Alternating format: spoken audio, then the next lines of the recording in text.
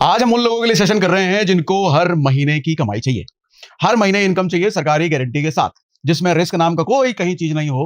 कोई सरकार का ऐसा स्कीम बताओ, सरकार का ऐसा कोई फंड बताओ, वहां पैसा डालें और हर महीने हमको कमाई होता रहे भैया, बिल्कुल सेफ तरीके से।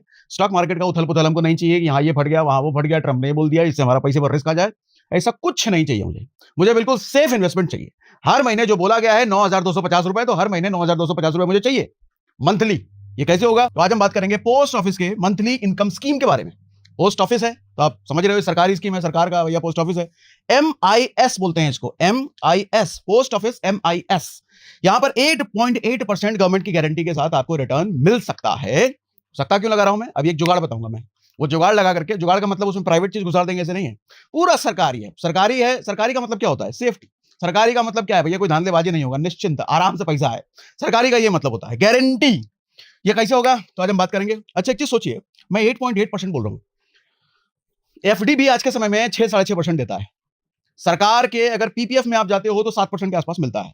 मतलब अच्छी से अच्छी सरकारी स्कीम, अच्छी से अच्छी एफडी भी आज के समय में 8.8% सालाना रिटर्न नहीं दे रही है।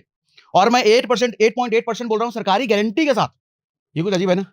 कहीं नहीं मिल रहा, वो यहां मिल रहा है, और वो भी सरकारी गारंटी के साथ। तो आज हम बात करेंगे ये कैसे मुमकिन है भैया, जरा डिटेल में बताइए। तो क्या क्या हम बात करने वाले हैं? होता क्या है पोस्ट ऑफिस MIS? 14% रिटर्न मिल सकता है क्या? अभी तो बोला 8.8, नहीं इसमें 14 भी कुछ लोग बोलते हैं। वो 14 कैसे हो सकता है? लोग कैसे बोलते हैं 14? तो आज हम 14 का भी फंडा सीखेंगे।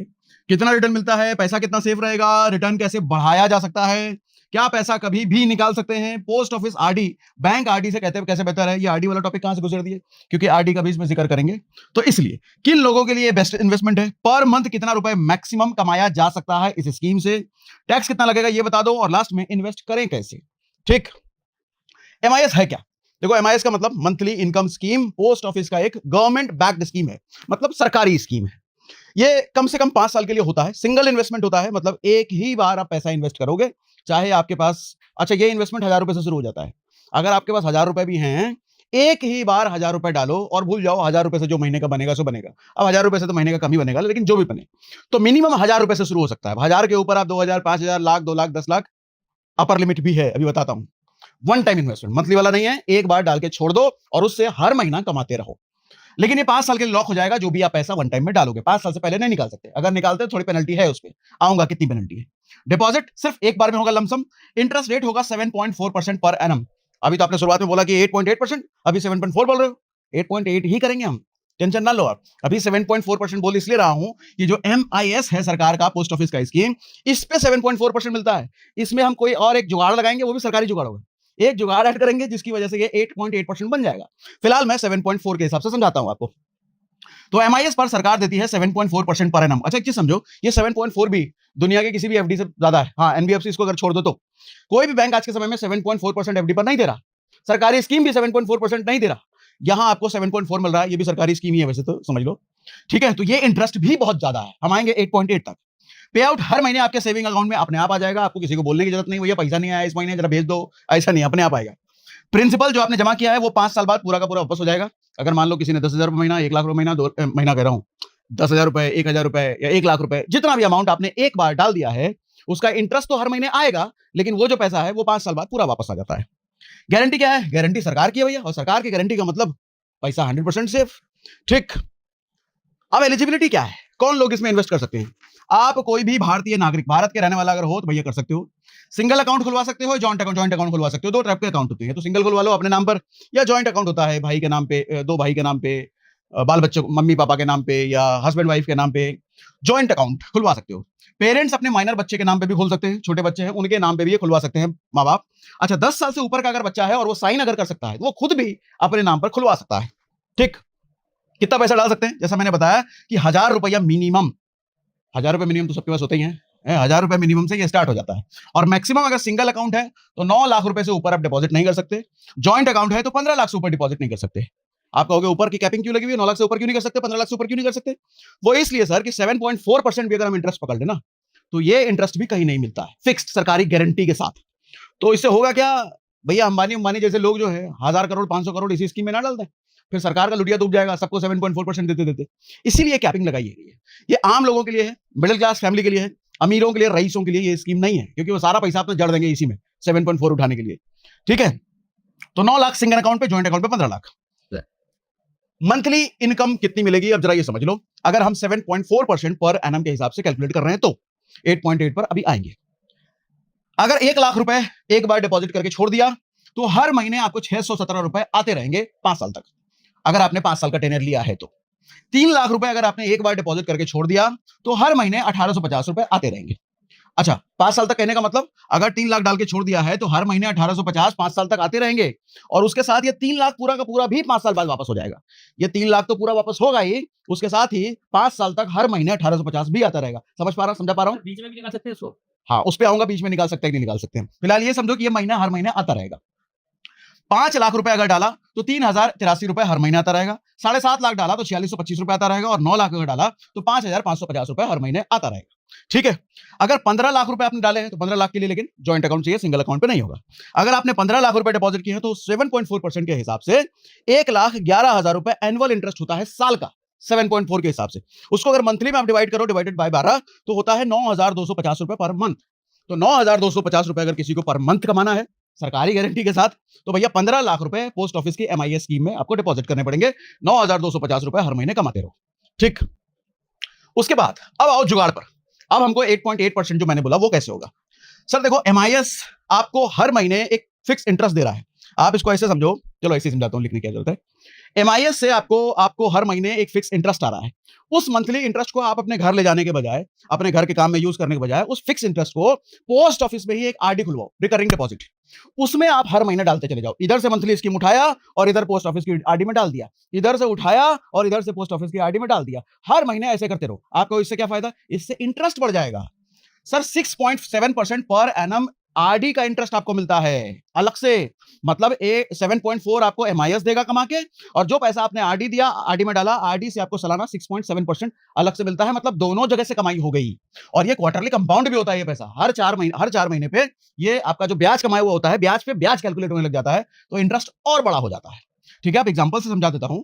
अगर 5 लाख रुपए MIS में डाला आपने, तो मंथली पे आउट तकरीबन आता है 3,083 रुपए। 5 साल में टोटल MIS से जो आप इंटरेस्ट कमाओगे 1,85,000 कमाओगे, और यही इतना पैसा हर महीने आपने MIS से कमा के RD में डालते रहे, तो 60 महीने का टोटल डिपॉजिट अगर आप देखोगे तो 1.85 लाख हुआ। कहने का मतलब इधर से आपने MIS से कमाया, हर महीने MIS से आपको मिल रहा है, और वो हर महीने आप RD में डालते चले गए। तो 5 साल बाद जब आप RD को तोड़ करके पैसा निकालोगे तो आप ये देखोगे एक्स्ट्रा 34,000 रुपए आपके हाथ में आए हैं। अगर आप इधर से हर महीना आ रहा है, उसको घर में यूज करते रहते, उसको घर में यूज ना करके वो पैसा RD में डालते रहते, तो 5 साल बाद 5 लाख रुपए पर आपने 34,000 रुपए एक्स्ट्रा कमा लिए। ये फायदे की बात। हाँ, उसमें एक नुकसान ये है कि हर महीने आपके हाथ में जो पैसा आप आ रहा है उसको अपने घर के काम में यूज नहीं कर पाओगे। तो ये पहले सोच के चलना, ये आपके महीने का जुगाड़ खाना पीना का कहीं और से है, इसको आप इन्वेस्टमेंट के तौर पर ले रहे हैं। ठीक।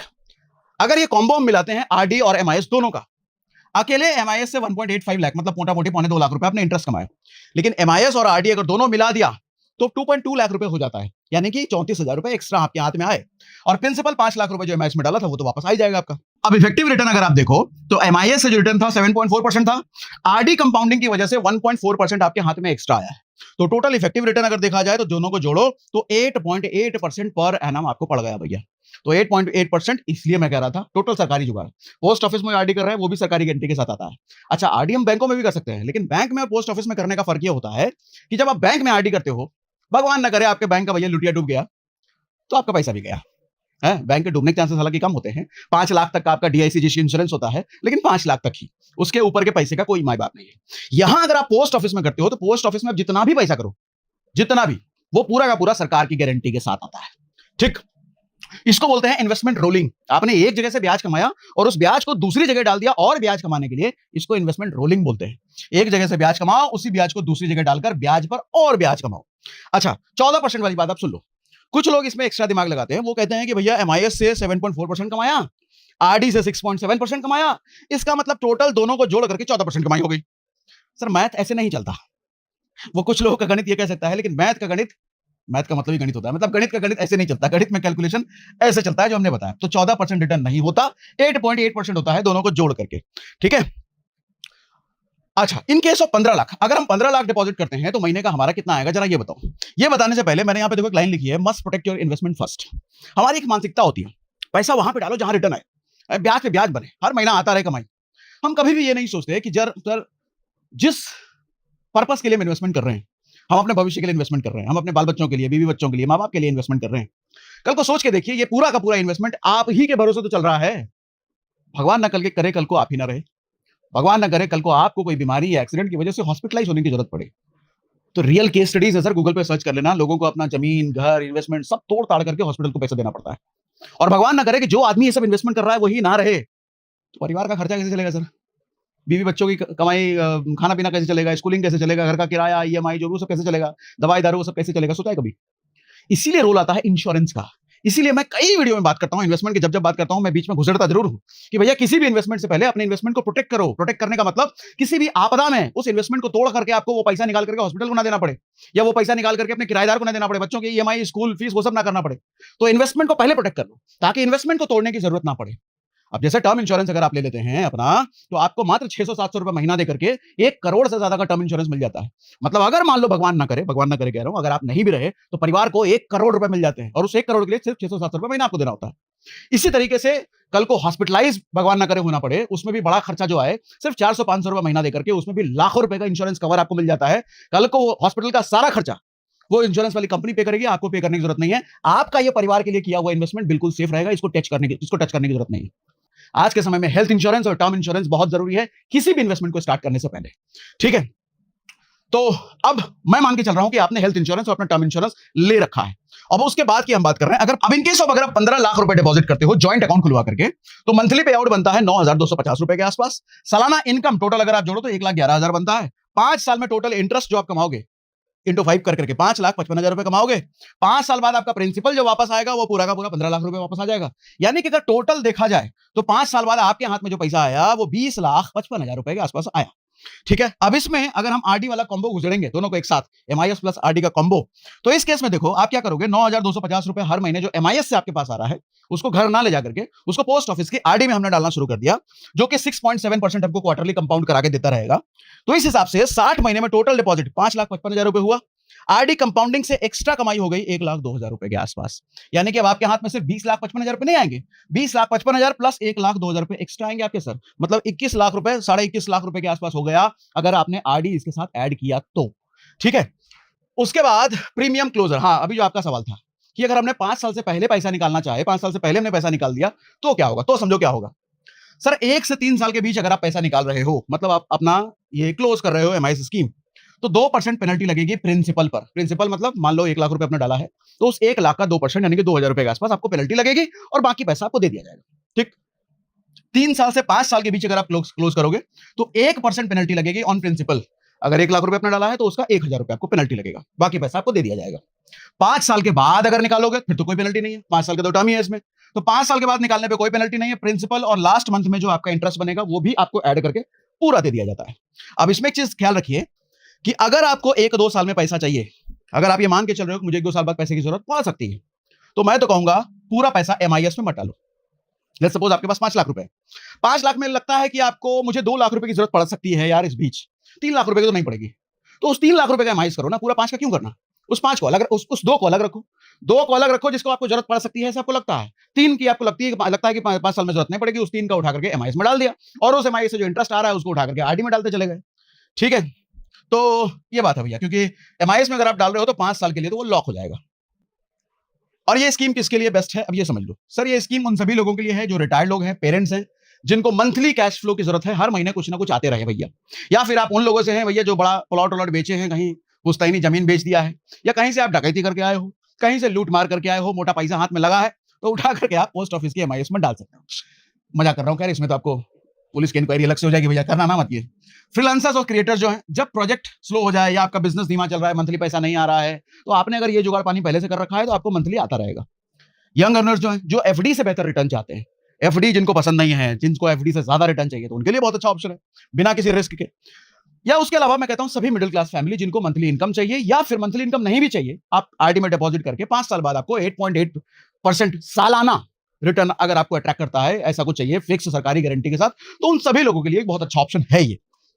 उसके बाद टैक्स कितना लगेगा भैया ये बताओ, ठीक है सर? एमआईएस का जो मंथली इंटरेस्ट आपके हाथ में आता है वो टैक्सेबल होता है, हालांकि टीडीएस कट के नहीं आएगा आपके पास, टीडीएस नहीं कटेगा इसका मतलब टैक्स नहीं लगता, ऐसा नहीं होता है। साल के अंत में जब आप इनकम टैक्स रिटर्न फाइल करोगे तो आपका वो जो इंटरेस्ट होगा वो दिखता है, उस इंटरेस्ट पर कितना टैक्स लगेगा?